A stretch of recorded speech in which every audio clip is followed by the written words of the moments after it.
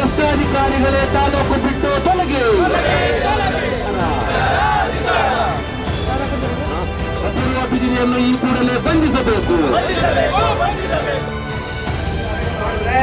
ಇದು ಸೋಮವಾರಕ್ಕೆ ಸಾವಿರಾರು ಜನ ಕಂದಾಯ ಸಚಿವರು ಬರೋ ತನಕನೂ ಸಹ ಜಿಲ್ಲಾಧಿಕಾರಿಗಳು ಮತ್ತು ಕಂದಾಯ ಮಂತ್ರಿಗಳು ಇಬ್ಬರು ಬರಬೇಕಂತ ನಮ್ಮ ಒತ್ತಾಯ. ಈಗಾಗಲೇ 11/7/2025 ದಲಿತ ಮತ್ತು ಪ್ರಗತಿಪರ ಸಂಘಟನೆಗಳ ಒಕ್ಕೂಟ ಆನೇಕಲ್ನಲ್ಲಿ ಪೊರಕೆ ಮತ್ತು ಅರಬೆತ್ತಲೆ ಪ್ರತಿಭಟನೆಯನ್ನು ಬಹಳ ಬೃಹತ್ತಾಗಿ ಸುಮಾರು ಸಾವಿರಾರು ಜನ ಸೇರಿ ಹೋರಾಟವನ್ನು ಹಮ್ಮಿಕೊಂಡಿದೆ.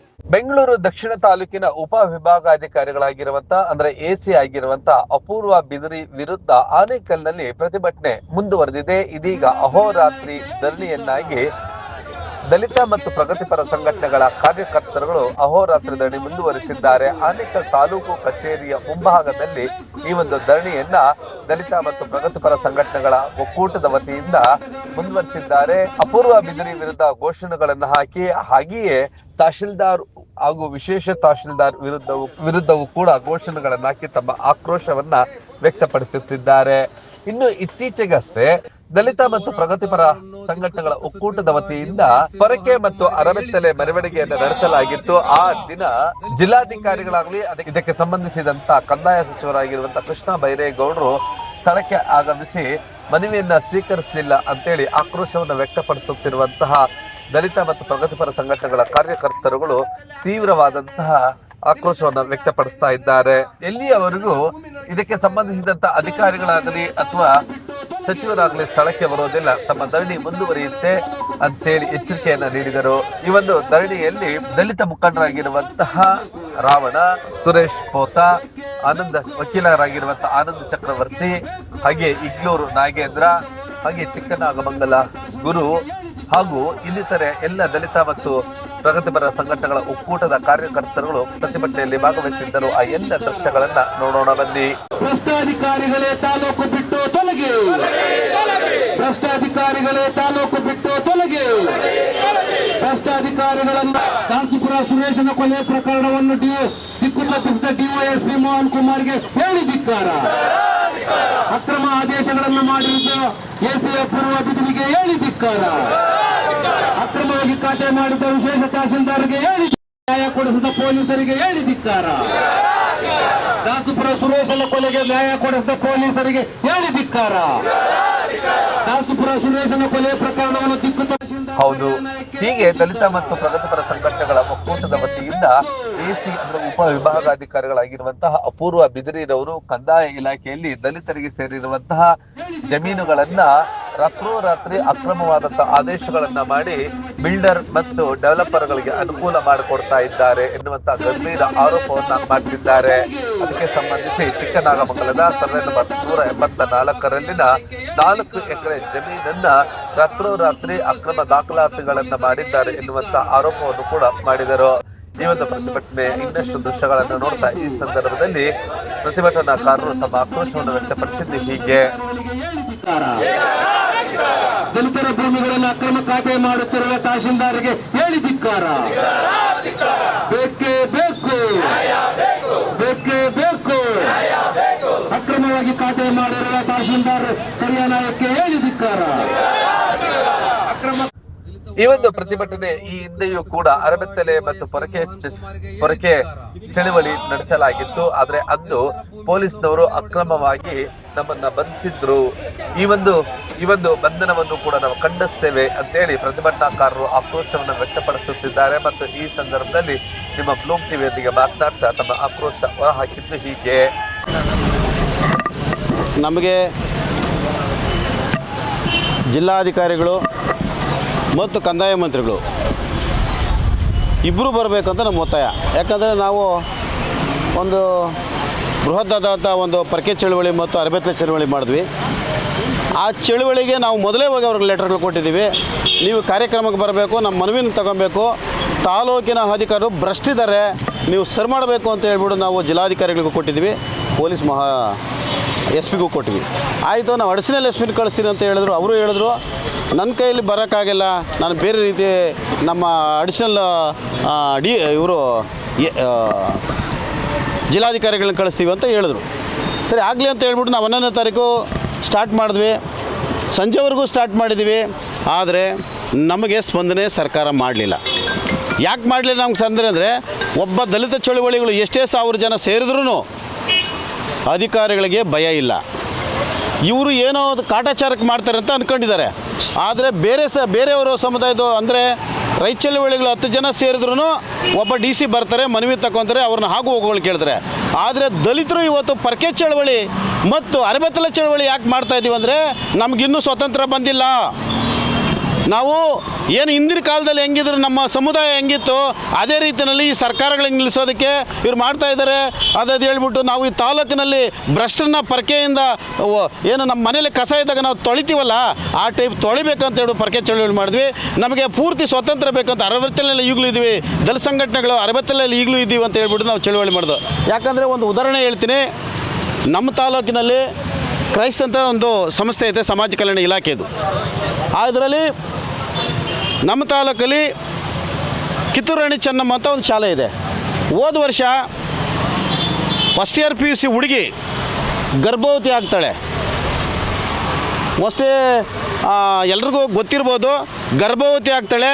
ಆಕೆನ ಯಾರಿಗೂ ಗೊತ್ತಾಗ್ದಿದ್ದಂಗೆ ಪ್ರಿನ್ಸಿಪಾಲ್ ರಾಮಯ್ಯನವರು ಕರ್ಕೊಂಡೋಗಿ ಸಾಂತ್ವನ ಕೇಂದ್ರದಲ್ಲಿ ಬಿಡ್ತಾರೆ. ಅಂದರೆ ನಾವು ಕೇಳಿದಾಗ ಇಲ್ಲ ಸರ್ ಅವ್ರು ಚಿಕ್ಕಪ್ಪ ಬರ್ತಾಯಿದ್ರು ಹೋಗ್ತಾರೆ. ಚಿಕ್ಕಪ್ಪ ಯಾರಾದರೂ ಮಗಳು ಕರ್ಕೊಂಡು ಹೋಗ್ತಾನೆ ರೀ? ಪರಿಜ್ಞಾನ ಇಲ್ವಾ ಇತ್ನಿಗೆ? ಸರ್ಕಾರಕ್ಕೆ ಪರಿಜ್ಞಾನ ಇಲ್ವಾ? ಯಾರು ಬರ್ತಾರೆ ಯಾರು ಹೋಗ್ತಾರೆ ಅಂತ ಪರಿಜ್ಞಾನಗಳೇ ಇಲ್ದಿರ ಮಾತಾಡ್ತಾರಲ್ಲ ಇವರು. ಇದನ್ನು ಸ್ವಲ್ಪ ನಾವು ಎಚ್ಚೆತ್ಕೊಬೇಕು. ಆಮೇಲೆ 11 ಮೂಟೆ ಗೋಧಿ ಮಾರ್ತಾರೆ. ಸರ್ಕಾರ ಮಾಡಿರೋದು, ಕೇಂದ್ರ ಸರ್ಕಾರನೂ ಮಾಡಿದ್ದಾರೆ, ರಾಜ್ಯ ಸರ್ಕಾರ ಮಾಡಿರೋದು. ಬಡ ಮಕ್ಕಳು ಯಾವುದೇ ಮಕ್ಕಳು ಅದು ಎಕ್ಸಾಮ್ ಬರೆದ್ಬಿಟ್ಟು 6ನೇ ಕ್ಲಾಸ್ಗೆ ಸೇರ್ಕೊಬೇಕು ಅಂತ ಹೇಳ್ತಾರೆ. 6ನೇ ಕ್ಲಾಸ್ಗೆ ಯಾವುದೇ ಕಾರಣಕ್ಕೂ ನಿಮಗೆ ಬುಕ್ಸ್ ಕೊಡ್ತೀವಿ, ನಿಮ್ಗೆ ಬಟ್ಟೆ ಕೊಡ್ತೀವಿ, ಯಾವುದೇ ಕಾರಣಕ್ಕೂ ನಿಮಗೆ ಕೊರತೆ ಇಲ್ದಂಗೆ ನಾವು ಈ ಸಮಾಜನ ಕಟ್ಟೋದಕ್ಕೆ ನಿಮ್ಮನ್ನು ಈ ಸಮುದಾಯನ ಎಬ್ಬರಿಸೋದಕ್ಕೆ ಸಮಾಜ ಕಲ್ಯಾಣ ಇಲಾಖೆ ಒಂದು ಸಂಸ್ಥೆ ಅಂತ ಹುಟ್ಟಾಕೈತೆ.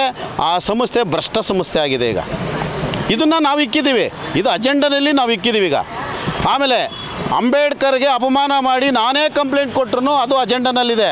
ನಾವೇ ಕಂಪ್ಲೇಂಟ್ ಕೊಟ್ಟರು ಒಬ್ಬ PDOನ ಅರೆಸ್ಟ್ ಮಾಡೋಕ್ಕೆ ಇವ್ರಿಗೆ ಯೋಗ್ಯತೆ ಇಲ್ಲ ಪೊಲೀಸ್ ಇಲಾಖೆಗೆ.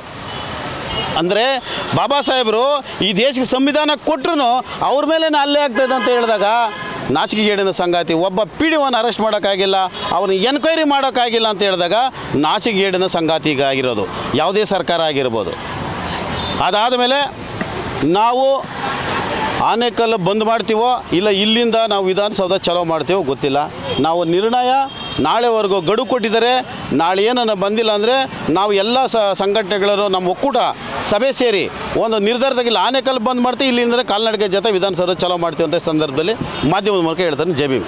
ಈಗಾಗಲೇ 11/7/2025 ದಲಿತ ಮತ್ತು ಪ್ರಗತಿಪರ ಸಂಘಟನೆಗಳ ಒಕ್ಕೂಟ ಆನೇಕಲ್ನಲ್ಲಿ ಪರ್ಕೆ ಮತ್ತು ಅರಬೆತ್ತಲೆ ಪ್ರತಿಭಟನೆಯನ್ನು ಬಹಳ ಬೃಹತ್ತಾಗಿ ಸುಮಾರು 1000 ಜನ ಸೇರಿ ಹೋರಾಟವನ್ನು ಹಮ್ಮಿಕೊಂಡಿದ್ವಿ. ಈ ಹೋರಾಟ ಯಾವ ಕಾರಣಕ್ಕಾಗಿ ಅಂತ ಹೇಳಿದ್ರೆ, ಬೆಂಗಳೂರು ದಕ್ಷಿಣ ಉಪವಿಭಾಗಾಧಿಕಾರಿಯಾಗಿರ್ತಕ್ಕಂಥ ಅಪೂರ್ವ ಬಿದಿರಿ ಎಂಬತಕ್ಕಂಥ ಒಂದು ನರರಾಕ್ಷಸಿ ಹೆಣ್ಣು, ಆಕೆ ಬಹುಶಃ ಅನ್ನ ತಿಂತಾಳೋ ಇಲ್ಲ ಗೊತ್ತಿಲ್ಲ, ಬರೀ ಭೂಮಿಯನ್ನು ನುಂಗ್ತಕ್ಕಂಥ ಒಂದು ಹೆಣ್ಣು. ಈಕೆ ಸುಮಾರು 2 ತಿಂಗಳ ಹಿಂದೆ ಚಿಕ್ಕನಾಗಮಂಗಲ ಸರ್ವೆ ನಂಬರ್ 184ರಲ್ಲಿ 4 ಎಕರೆ 13 ಗುಂಟೆ ಏನು ಹಿಡುವಳಿ ಜಮೀನಿದೆ, ಈ ಹಿಡುವಳಿ ಜಮೀನು ಭೂ ಪರಿವರ್ತನೆ ಆಗಿರ್ತಕ್ಕಂಥ ಜಮೀನು. ಇದು ದಲಿತರು ಸುಮಾರು 100 ವರ್ಷಗಳಿಂದ ಸಹ ಆ ಜಮೀನಲ್ಲಿ ತನ್ನ ಅಭಿವೃದ್ಧಿಯನ್ನು ಮಾಡಿಕೊಂಡು ವಾಸವಾಗಿರ್ತಕ್ಕಂಥ ಒಂದು ಭೂಮಿ ಅದು. ಆದರೆ ಆ ಭೂಮಿನಲ್ಲಿ ಇರ್ತಕ್ಕಂಥ ಮಾಲೀಕರಿಗಾಗಲಿ ಅಥವಾ ರೈತರಿಗಾಗಲಿ ದಲಿತರಿಗಾಗಲಿ ಯಾವುದೇ ವಿಧವಾದಂಥ ಮಾಹಿತಿಯನ್ನು ಕೊಡದೆ ಏಕಾಏಕಿ ಅಪೂರ್ವ ಬಿದಿರಿ 1 ವಾರದಲ್ಲಿ ಆದೇಶವನ್ನು ಮಾಡಿದ್ದಾರೆ. ಆದರೆ ಕಂದಾಯ ಕಾಯ್ದೆ 1960ರ ಕಾಯ್ದೆ ಏನು ಹೇಳುತ್ತೆ ಅಂತ ಹೇಳಿದ್ರೆ, ಯಾವುದೇ ವ್ಯಕ್ತಿಗೆ 3 ಬಾರಿ ನೋಟಿಸನ್ನು ಕೊಡಬೇಕು ಅಂತ ಹೇಳುತ್ತೆ. ಆದರೆ ಇಲ್ಲಿ ನೋಟಿಸನ್ನೇ ಯಾಕೆ ಕೊಡಲಿಲ್ಲ ಅಪೂರ್ವ ಬಿದಿರಿ ಅಂದರೆ, ಬಲಾಢ್ಯ ಭೂಮಾಲೀಕರು ಮತ್ತು ಡೆವಲಪರ್ಗಳ ಬೂಟ್ನಕ್ಕಂಥ ಅಪೂರ್ವ ಬಿದಿರಿರವರು ಅವ್ರ ಕಡೆಯಿಂದ ಲಕ್ಷಾಂತರ ರೂಪಾಯಿ ಹಣವನ್ನು ಪಡ್ಕೊಂಡು ದಲಿತರಿಗೆ ವಂಚನೆ ಮಾಡಿರ್ತಕ್ಕಂಥದ್ದನ್ನು ಈಗಾಗಲೇ ಸರ್ಕಾರ ಗಮನಕ್ಕೂ ಬಂದಿದೆ. ಈ ದಲಿತ ಏನು ಚಿಕ್ಕನಾಗಮಂಗಲ ಸರ್ವೆ ನಂಬರ್ 184ರ ವಿಚಾರವಾಗಲೇ ಪ್ರಾದೇಶಿಕ ಆಯುಕ್ತರು ಸರ್ಕಾರದ ಗಮನಕ್ಕೆ ನಾವು ತಂದಾಗ ಪ್ರಾದೇಶಿಕ ಆಯುಕ್ತರು ಅಪೂರ್ವ ಬಿದಿರಿರವರ ಮೇಲೆ ದೂರನ್ನು ದಾಖಲಿಸಬೇಕು ಅಂಥೇಳಿ ಮಾನ್ಯ ಜಿಲ್ಲಾಧಿಕಾರಿಗಳಿಗೆ ಏನು ಪತ್ರವನ್ನು ಬರೆದಿದ್ದಾರೆ, ದೂರನ್ನು ದಾಖಲಿಸಿ ಬಂಧಿಸಬೇಕಂತೇಳಿ. ಆದರೆ ಜಿಲ್ಲಾಧಿಕಾರಿಗಳು ಯಾರ ಪರವಾಗಿದ್ದಾರೆ?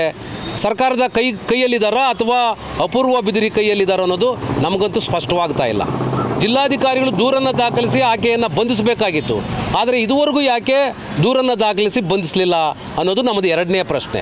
ಮತ್ತು ಹೋರಾಟ ಮಾಡ್ತಕ್ಕಂಥ ಹೋರಾಟಗಾರರು ಶಾಂತಿಯುತವಾಗಿ ಸುಮಾರು 4-5 ಸಾವಿರ ಜನರನ್ನು ಸೇರಿಸಿ ಆನೇಕಲ್ ನಗರದಲ್ಲಿ ಬೃಹತ್ತಾದಂಥ ಪ್ರತಿಭಟನೆಯನ್ನು ಮಾಡ್ತಾ ಇರ್ತಕ್ಕಂಥ ಸಂದರ್ಭದಲ್ಲಿ ಶಶಿಧರ್ ಮಾಡಾಳ್ ಅಂತಕ್ಕಂಥ ತಹಶೀಲ್ದಾರ್ರವರು ಯಾಕೆ ಜಿಲ್ಲಾಡಳಿತದ ಗಮನಕ್ಕೆ ತರಲಿಕ್ಕೆ ನಿಮಗೆ ಯೋಗ್ಯತೆ ಇಲ್ವಾ?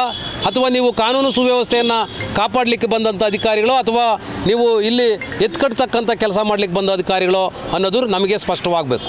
ಮತ್ತು ಹೋರಾಟಗಾರರ ಮೇಲೆ ಸುಮ್ಮನೆ ಸಂಜೆ 6 ಗಂಟೆವರೆಗೂ ಯಾವುದೇ ಅಧಿಕಾರಿಗಳು, ನಾವು 15 ದಿನಗಳ ಮುಂದೆ ಮಾನ್ಯ ಕಂದಾಯ ಸಚಿವರಾದಂಥ ಕೃಷ್ಣ ಬೈರೇಗೌಡರವರಿಗೆ ಗಮನಕ್ಕೆ ತಂದಿದ್ದೀವಿ, ತಾವುಗಳೇ ಖುದ್ದು ಬಂದು ಮನವಿಯನ್ನು ತೆಗೆದುಕೊಳ್ಬೇಕಂತೇಳಿ ಜಿಲ್ಲಾಧಿಕಾರಿಗಳಾದಂಥ ಜಗದೀಶ್ರವ್ರಿಗೂ ಸಹ ಮನವಿಯನ್ನು ಕೊಟ್ಟಿದ್ದೀವಿ. ನೀವೇ ಬಂದು ಮನವಿಯನ್ನು ತೆಗೆದುಕೊಳ್ಳೋವರೆಗೂ ನಾವು ಹೋರಾಟವನ್ನು ಕೈ ಬಿಡೋದಿಲ್ಲ ಅಂತೇಳಿ. ಆದರೆ ಜಿಲ್ಲಾಧಿಕಾರಿಗಳು ನಾನು ಅಡಿಷ್ನಲ್ಲು DC ರವ್ರನ್ನ ಕಳಿಸ್ಕೊಡ್ತೀನಿ ಅಂತ ಹೇಳ್ಬಿಟ್ಟು ನೀವು ಯಾಕೆ ಬಂದಿಲ್ಲ ಅಂತಕ್ಕಂಥದ್ದು ನಮ್ಮಿದು. ಹಾಗಾಗಿ ಪ್ರತಿಭಟನೆಯನ್ನು ಅಹೋರಾತ್ರಿ ಪ್ರತಿಭಟನೆ ಮಾಡ್ತೀವಿ ಅಂಥೇಳಿ ನಾವು ಸೂಚನೆಯನ್ನು ಕೊಟ್ಟಾಗ ಕಂದಾಯ ಅಧಿಕಾರಿಗಳು ಆದಂಥ ತಹಶೀಲ್ದಾರ್ ಅವರು ಏನು ಮೋಹನ್ ಕುಮಾರ್ DYSP ಮೋಹನ್ ಕುಮಾರ್ ಅವರಿಗೆ ನಾನು ಸಂದೇಶ ಕೊಟ್ಟಿದ್ದೇನೆ ಅಂತ ಹೇಳಿ ಮೋಹನ್ ಕುಮಾರ್ ಹೇಳ್ತಾರೆ. ಆದರೆ ತಹಶೀಲ್ದಾರ್ ಅವರು ಹೇಳ್ತಾ ಇದ್ದಾರೆ ನಾನು ಯಾವುದೇ ಸೂಚನೆಯನ್ನು ಕೊಡಲಿಲ್ಲ ಹೋರಾಟಗಾರರನ್ನು ಬಂಧಿಸಲಿಕ್ಕೆ ಅಂತ ಹೇಳಿ ತಹಶೀಲ್ದಾರ್ ಹೇಳ್ತಾರೆ. ಆದರೆ ಇಲ್ಲಿರ್ತಕ್ಕಂಥ ಮೋಹನ್ ಕುಮಾರ್ ಅವರು ಇಲ್ಲಿರ್ತಕ್ಕಂಥ ದಲಿತರನ್ನು ದಮನ ಮಾಡಲಿಕ್ಕೆ ಮತ್ತು ಹೋರಾಟಗಾರರ ಹಕ್ಕುಗಳನ್ನು ಕಿತ್ಕೊಳ್ಳೋದಕ್ಕೆ ಪ್ರಯತ್ನಪಟ್ಟು ಬಹುಶಃ ಅವರು ದಲಿತ ಹೋರಾಟಗಾರರನ್ನು ರಾತ್ರಿ 8 ಗಂಟೆಯಲ್ಲಿ ಬಂಧಿಸಿ ರಾತ್ರಿ 10 ಗಂಟೆವರೆಗೂ ಪೊಲೀಸ್ ಠಾಣೆಯಲ್ಲಿ ಕೂರಿಸಿರ್ತಕ್ಕಂಥದ್ದು ಇದು ನಾಚಿಕೆಗೇಡಿನ ಸಂಗತಿ. ಬಹುಶಃ ಮೋಹನ್ ಕುಮಾರ್ ಅವರು ಅರ್ಥ ಮಾಡ್ಕೊಳ್ಬೇಕು. ಇತ್ತೀಚೆಗೆ ಸರ್ಕಾರ ಒಂದು ನಿರ್ಧಾರವನ್ನು ತೆಗೆದುಕೊಂಡಿದೆ. ದೇವನಹಳ್ಳಿನಲ್ಲಿ ಸುಮಾರು 3 ವರ್ಷಗಳ ಕಾಲ ಹೋರಾಟ ಮಾಡಿದಂಥ ದಲಿತ ಮತ್ತು ರೈತರು ಹಾಗೂ ಸಾರ್ವಜನಿಕರ ಪರವಾಗಿ ಸರ್ಕಾರ ಇವತ್ತು ನಿಂತ್ಕೊಂಡಿದೆಯಲ್ಲ, ಅದೇ ರೀತಿಯಾಗಿ ಹೋರಾಟಗಾರರು ಯಾವುದೇ ಕಾರಣಕ್ಕೂ ಕುಗ್ಗುವುದಿಲ್ಲ. ನೀವು ಜೈಲ್ಗಟ್ಟಿದ್ರೂ ಪರವಾಗಿಲ್ಲ, ಅದೆಲ್ಲವೂ ಸಹ ದಲಿತ ಚಳುವಳಿಯ ನಾಯಕರುಗಳಿಗೆ ರೂಢಿಯಾಗಿದೆ. ಹಾಗಾಗಿ ನಿಮ್ಮ ಗೊಡ್ಡು ಬೆದರಿಕೆಗೆ ಈ ತಾಲೂಕಿನ ಜನ, ದಲಿತ ಚಳುವಳಿ ಈ ತಾಲೂಕಿನಲ್ಲಿ ಭಾಳ ಬಲಿಷ್ಠವಾಗಿ ಕಟ್ಟಿರ್ತಕ್ಕಂಥ ದಲಿತ ಚಳುವಳಿ, ಬೆಳೆದಿರ್ತಕ್ಕಂಥ ದಲಿತ ಚಳುವಳಿ, ನಿಮ್ಮಂಥ ಗೊಡ್ಡು ಬೆದರಿಕೆಗಳಿಗೆ ಇಲ್ಲಿ ಯಾವುದೇ ಕಾರಣಕ್ಕೂ ಬಗ್ಗೋದಿಲ್ಲ. ನೀವು ಬಂದ ಮೇಲೆ ಜಾತಿಗಳನ್ನು ಎತ್ಕಟ್ಟತಕ್ಕಂಥ ಕೆಲಸವನ್ನು ಮೋಹನ್ ಕುಮಾರ್ ಅವರು ಮಾಡ್ತಾ ಇದ್ದೀರಾ. ನೀವು ಈಗಾಗಲೇ ಕಳೆದ 3 ತಿಂಗಳ ಹಿಂದೆ ನಾವು ದಾಸನಪುರ ಸುರೇಶ್ ರವರ ಕೊಲೆ ಪ್ರಕರಣವನ್ನು COD ತನಿಖೆಗೆ ಒಪ್ಪಿಸಬೇಕು ಅಂತ ಹೇಳಿದಾಗ ನಿಮ್ಮ ಪಾತ್ರ ಅದರಲ್ಲಿ ಬಹಳಷ್ಟಿದೆ. ಸುಮಾರು 3-4 ವರ್ಷಗಳ ಹಿಂದೆ ಆಗಿರ್ತಕ್ಕಂಥ ಚಾರ್ಜ್ ಶೀಟ್ಗೆ ನೀವು ಬಂದು ಏಕಾಏಕಿ ಸಹಿಯನ್ನು ಮಾಡಿ ದಲಿತರಿಗೆ ವಂಚನೆ ಮಾಡಿರ್ತಕ್ಕಂಥ ಒಬ್ಬ ದಲಿತ ವಿರೋಧಿ DYSP ಮೋಹನ್ ಕುಮಾರ್ ಅವರು. ನಿಮ್ಮ ಮೇಲೆ ಅಟ್ರಾಸಿಟಿ ಕೇಸನ್ನು ಈಗಾಗಲೇ ದಾಖಲು ಮಾಡಲಿಕ್ಕೆ ನಾವು ಸಹ ತಯಾರಿದ್ದೀವಿ. ನೀವು ದೊಡ್ಡ ಭ್ರಷ್ಟರು ಈ ತಾಲೂಕಿನಲ್ಲಿ ಬಂದು ಸೇರಿಕೊಂಡಾಗ ಕಾನೂನು ಸುವ್ಯವಸ್ಥೆ ಬಹಳಷ್ಟು ಹದಗೆಟ್ಟಿದೆ. ಹಾಗಾಗಿ ಮೋಹನ್ ಕುಮಾರ್ ಅವರು ಈ ತಾಲೂಕನ್ನು ಬಿಟ್ಟು ತೊಲಗಬೇಕು. ಸರ್ಕಾರ ಈ ಕೂಡಲೇ ಮೋಹನ್ ಕುಮಾರ್ ಅವರ ಮೇಲೆ ಅಟ್ರಾಸಿಟಿ ದೂರನ್ನು ದಾಖಲಿಸಿ ಅವರನ್ನು ಜೈಲ್ಗಟ್ಟತಕ್ಕಂಥ ಕೆಲಸವನ್ನು ಮಾಡಬೇಕು. ತಾಲೂಕಿನ ದಂಡಾಧಿಕಾರಿಗಳಾದಂಥ ಶಶಿಧರ್ ಮಾಡಾಳ್ ಅವರು ಇಲ್ಲಿ ಕೆಲಸ ಮಾಡಲಿಕ್ಕೆ ನಿಷ್ಪ್ರಯೋಜಕರು. ಇವತ್ತು ತಾಲೂಕಿನ ಆಡಳಿತ ಯಾವ ರೀತಿ ಇದೆ ಅಂತಕ್ಕಂಥದ್ದನ್ನು ಮಾಧ್ಯಮದ ಮಿತ್ರರಿಗೆ ಭಾಳಷ್ಟು ಸ್ಪಷ್ಟವಾಗಿ ಗೊತ್ತಿದೆ. ಇವತ್ತು ತಾಲೂಕಿನ ಸುವ್ಯವಸ್ಥೆ ಹದಗೆಟ್ಟಿದೆ. ಒಂದು 94 ನೀವು ಬಂದಾಗಲಿಂದಲೂ ಸಹ 94C ಹಕ್ಕುಪತ್ರ ಕೊಡಲಿಕ್ಕೆ ನಿಮ್ಮ ಕೈಯಲ್ಲಿ ಆಗಲಿಲ್ಲ.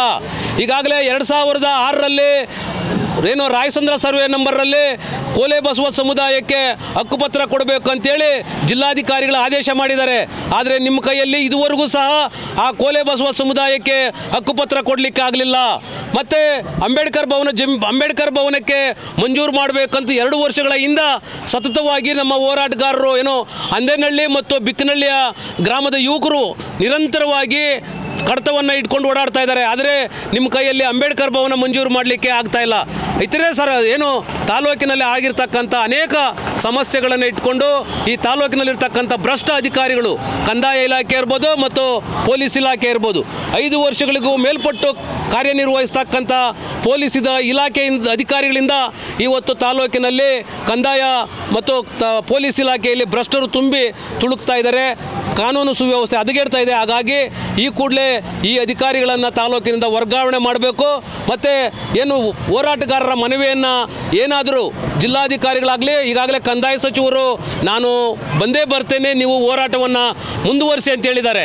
ಹಾಗಾಗಿ ಕಂದಾಯ ಸಚಿವರು ಬರೋವರೆಗೂ ನಮ್ಮ ಹೋರಾಟ ನಿರಂತರವಾಗಿರುತ್ತೆ. ಜಿಲ್ಲಾಧಿಕಾರಿಗಳಿಗೆ ಒಂದು ಎಚ್ಚರಿಕೆಯನ್ನು ಕೊಡ್ತಾ ಇದ್ದೀವಿ.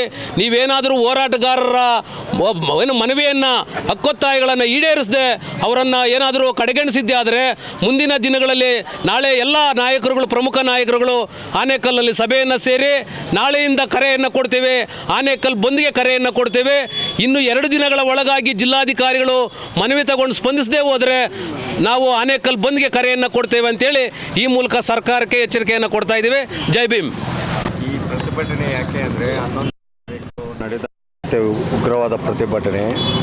ಅಪೂರ್ವ ಬಿದ್ರಿಯವರು ಏನು ಈ ತಾಲೂಕಲ್ಲಿ ಭಾಳ ಪ್ರಮುಖವಾಗಿ ಚಿಕ್ಕನಾಮಂಗಲದ 184ನೇ ಸರ್ವೆ ನಂಬರನ್ನು ಏಕೆಯಾಗಿ ಅದು 100 ವರ್ಷಗಳಿಂದ ಅವರು ಸ್ವಾಧೀನದಲ್ಲಿದ್ದು ದಾಖಲೆಗಳು ಅವ್ರ ಪರವಾಗಿದ್ದು ಆಕೆ ಒಂದೇ ದಿನದಲ್ಲಿ ಬೇರೆಯೊಬ್ಬರಿಗೆ ಡೆವಲಪರ್ಗಳಿಗೆ ಆದೇಶವನ್ನು ಮಾಡಿ ಖಾತೆಯನ್ನು ಕುಡ್ರಿಸಿ ಮತ್ತೆ ನಾವು ಪ್ರತಿಭಟನೆ ಮಾಡ್ತೀವಿ ಅಂತ ಪ್ರೆಸ್ ಮೀಟ್ ಮಾಡುವ ಸಂದರ್ಭದಲ್ಲಿ ಆಕೆನ ಮತ್ತೆ ಮತ್ತೊಂದು ಆದೇಶವನ್ನು ಮಾಡಿ ನಿಮಗೆ ತೊಂದರೆ ಕೊಡೋದಿಲ್ಲ ಅಂತೇಳಿ ಮತ್ತೆ ಇನ್ನೊಂದು ಕಾಪಿ ಆಪೋಸಿಟ್ ಅವ್ರು ಕೋರ್ಟ್ಗೆ ಸ್ಟೇ ತರೋಂಥ ಕೆಲಸವನ್ನು ಮಾಡಿದ್ದಾರೆ.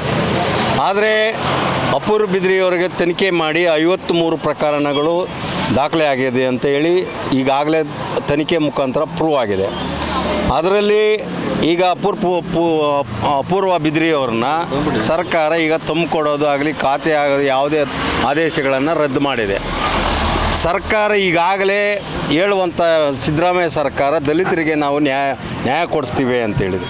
ಈಗ ಅನ್ಯಾಯ ಆಗಿದೆ. ಮಾನ್ಯ ಮುಖ್ಯಮಂತ್ರಿಗಳೇ ಅದನ್ನು ಅವ್ರ ಗಮನಕ್ಕೆ ಹೋಗಿದೆ. ಅಪೂರ್ವ ಬಿದ್ರಿಯವರಿಗೆ ಯಾವುದೇ ಥರದ ತೊಂದರೆಯನ್ನು ಕೊಡಬಾರ್ದು. ಈಗ ಒಂದು ವೇಳೆ ಅಪೂರ್ವ ಬಿದ್ರಿಗೆ ಕ್ರಮ ಜರುಗಿಸಿದ್ರೆ ಸರ್ಕಾರಕ್ಕೆ ಅವಮಾನ ಆಗ್ತದೆ ಅಂತೇಳಿ ಅವರೇ ಮುಂದೆ ನಿಂತ್ಕೊಂಡು ಅವ್ರನ್ನ ರಕ್ಷಣೆ ಮಾಡುವಂಥ ಸ್ಥಿತಿಯಲ್ಲಿದ್ದಾರೆ. ಆದರೆ ಇವತ್ತು ದಲಿತರಿಗೆ ಆನೇಕಲ್ ತಾಲೂಕಲ್ಲಿ 1 ಎಕರೆ 2 ಎಕರೆ ಇರುವಂಥ ಜಮೀನು ದಲಿತರು ಯಾರೂ ಇಲ್ಲ. 1 ಗುಂಟೆ 2 ಗುಂಟೆ 5 ಗುಂಟೆ 20 ಗುಂಟೆ ಒಳಗಡೆ ಇರುವಂಥದ್ದು.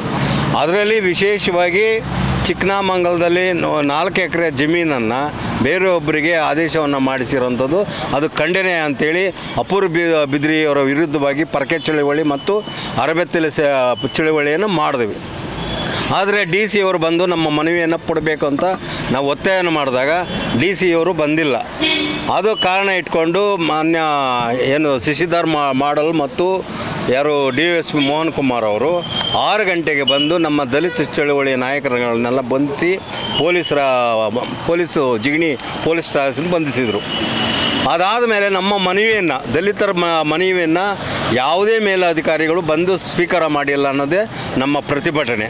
ಅದಕ್ಕಾಗಿ ನಾವು 14ನೇ ತಾರೀಕಿಂದ ಹಿಡಿದು ಇವತ್ತು 2 ದಿನಗಳಾಗಿದೆ.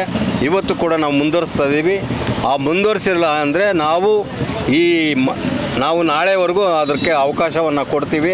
ಒಂದು ವೇಳೆ ಅವಕಾಶವನ್ನು ನಿರಾಕರಿಸಿದ್ರೆ ಈ ಸರ್ಕಾರ ಮತ್ತು ಡಿ ಸಿ ಅವರು ನಾವು ಆನೇಕಲ್ ತಾಲೂಕನ್ನು ಬಂದನ್ನು ಮಾಡೋದಕ್ಕೆ ನಾವೆಲ್ಲ ತಯಾರಿಯಲ್ಲಿ ಇದ್ದೀವಿ. ಎಲ್ಲ ದಲಿತ ಸಂಘಟನೆಗಳಿಗಾಗಲೇ ನಾಳೆ ಎಲ್ಲರೂ ಕೂಡ ನಿಟ್ಟಿನಲ್ಲಿ ಭಾಗವಹಿಸ್ತಾ ಇದ್ದಾರೆ. ಇದು ದಲಿತರು ಮೀಸಲು ಕ್ಷೇತ್ರ ಆಗಿರೋದ್ರಿಂದ ಪ್ರತಿಯೊಬ್ಬ ಅಧಿಕಾರಿ ಕೂಡ ನಮ್ಮ ಪರವಾಗಿ ನಿಂತ್ಕೊಬೇಕಾಗಿದೆ. ಆದರೆ ಕಾನೂನಲ್ಲಿ ದಲಿತರು ಬಟ್ಟೆ ಬಿಚ್ಚಂಗಿಲ್ಲ. ಯಾಕೆ ಅಂದರೆ ದಲಿತರಿಗೆ ಮಾನವನ್ನು ಮುಚ್ಕೊಬೇಕು. ಆಮೇಲೆ ನಡು ರಸ್ತೆಯಲ್ಲಿ ಯಾವುದೇ ಕಾರಣಕ್ಕೆ ಯಾವುದೇ ದಲಿತರು ಅರೆಬೆತ್ತಲೆ ಹೋರಾಟ ಮಾಡಬಾರ್ದು ಅಂತ ಸಂವಿಧಾನದಲ್ಲಿ ಇರೋದರಿಂದ ಇವತ್ತು ಆ ಅವಕಾಶವನ್ನು ಅರೆಬೆತ್ತಲೆ ಮಾಡಿದರೂ ಕೂಡ ನಮಗೆ ಯಾವುದೇ ಕ್ರಮ ಜರುಗಿಸಲಿಲ್ಲ. ಇಂಥ ಏನು ಭ್ರಷ್ಟ ಅಧಿಕಾರಿಗಳು ತೊಲಗಬೇಕು ಅನ್ನೋದೇ ನಮ್ಮ ಹೋರಾಟದ ಉದ್ದೇಶ. ಈ ಪ್ರತಿಭಟನೆ ಇನ್ನು ನಮ್ಮ ಮನವಿಯನ್ನು ತೆಗೆದು ನಮಗೇನು ಆಗಿರೋ ಅನ್ಯಾಯವನ್ನು ನಿವೃತ್ತ ನ್ಯಾಯಾಧೀಶರಿಂದ ತನಿಖೆ ಮಾಡಿ ನಮಗೆ ನ್ಯಾಯ ಕೊಡಿಸೋವರೆಗೂ ನಮ್ಮ ಹೋರಾಟ ಮುಂದುವರಿಯುತ್ತೆ. ಒಟ್ಟಿನಲ್ಲಿ AC ಆಗಿರುವಂತಹ ಅಂದ್ರೆ ಉಪವಿಭಾಗಾಧಿಕಾರಿಗಳಾಗಿರುವಂತಹ ಅಪೂರ್ವ ಬಿದ್ರಿಯ ವಿರುದ್ಧ ದಿನದಿಂದ ದಿನಕ್ಕೆ ಪ್ರತಿಭಟನೆಗಳು ಹೆಚ್ಚಾಗುತ್ತಿದೆ. ಅವರನ್ನ ವಜಾಗೊಳಿಸಬೇಕು ಮತ್ತು ದಲಿತರಿಗೆ ಆಗ್ತಾ ಇರುವಂತಹ ಅನ್ಯಾಯಗಳನ್ನ ರಾಜ್ಯ ಸರ್ಕಾರವೇ ನೇರವಾಗಿ ಜವಾಬ್ದಾರಿಯನ್ನ ತೆಗೆದುಕೊಂಡು ಸರಿಪಡಿಸಬೇಕು ಎನ್ನುವಂತಹ ಆಗ್ರಹವನ್ನ ಈ ಸಂಘಟನೆಯ ಕಾರ್ಯಕರ್ತರುಗಳು ಆಗ್ರಹಿಸುತ್ತಿದ್ದಾರೆ. ಈ ಒಂದು ಪ್ರತಿಭಟನೆ ಮುಂದಿನ ದಿನಗಳಲ್ಲಿ ಯಾವ ಸ್ವರೂಪವನ್ನ ಪಡೆದುಕೊಳ್ಳುತ್ತೆ ಅಂತ ಹೇಳೋದಕ್ಕೆ ಕಾಲವೇ ನಿರ್ಧರಿಸಬೇಕಾಗುತ್ತದೆ. ದಲಿತರ ಭೂಮಿಗಳನ್ನು ಅಕ್ರಮ ಆದೇಶ ಮಾಡಿರುವ ಎಸಿ ಅಪೂರ್ವ ಬಿದಿರಿಯನ್ನು ವಜಾ ಮಾಡಿ. ದಲಿತರ ಭೂಮಿಗಳನ್ನು ಅಕ್ರಮ ಆದೇಶ ಮಾಡಿರುವ ಎಸಿಯವರ ಮೇಲೆ ದೂರು ದಾಖಲಿಸಿಕಾರ. ದಲಿತ ಹೋರಾಟಗಾರರನ್ನು ದಮನ ಮಾಡಲು ಹೊರಟಿರುವ ಡಿವೈಎಸ್ಪಿಯನ್ನು ವಜಾ ಮಾಡಿ. ನ್ಯಾಯ ಕೊಡಿಸಿದ ಪೊಲೀಸರಿಗೆ ಹೇಳಿ ಧಿಕ್ಕಾರ. ದಾಸಪುರ ಸುರೇಶನ ಕೊಲೆಗೆ ನ್ಯಾಯ ಕೊಡಿಸಿದ ಪೊಲೀಸರಿಗೆ ಹೇಳಿ ಧಿಕ್ಕಾರ. ದಾಸಪುರ ಸುರೇಶನ ಕೊಲೆ ಪ್ರಕರಣವನ್ನು ದಿಕ್ಕು ತಪ್ಪಿನಿಂದ ವರ್ಗಾಯಿಸಬೇಕು. ಬೇಕೇ ಬೇಕು, ಬೇಕೇ ಬೇಕು. ದಲಿತ ಹೋರಾಟಗಾರರಿಗೆ ಮನ್ನಣೆ ಕೊಡಿದ ತಹಶೀಲ್ದಾರ್ಗೆ ಹೇಳಿ ಧಿಕ್ಕಾರ. ದಲಿತ ಹೋರಾಟವನ್ನು ಕಡೆಗಣಿಸುತ್ತಿರುವ ತಹಶೀಲ್ದಾರ್